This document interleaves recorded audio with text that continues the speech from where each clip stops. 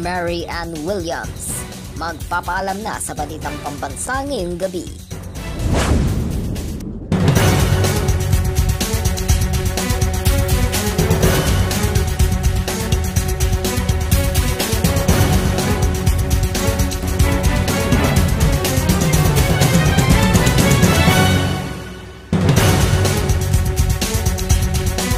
Magandang gabi po Luzon, Visayas at Mindanao.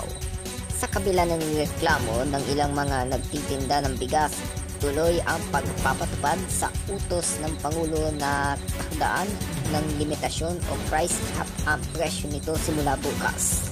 Sabi pa ng Pangulo, tatapatan daw ng gobyerno ng tulong ang anumang ikadulugi ng mga retailer. Sinabi niya yan bago bumiyahe pa Indonesia kung saan isusulong niya raw ang kapakanan ng bansa sa ASEAN. Nagbabalita si Warwick Paus.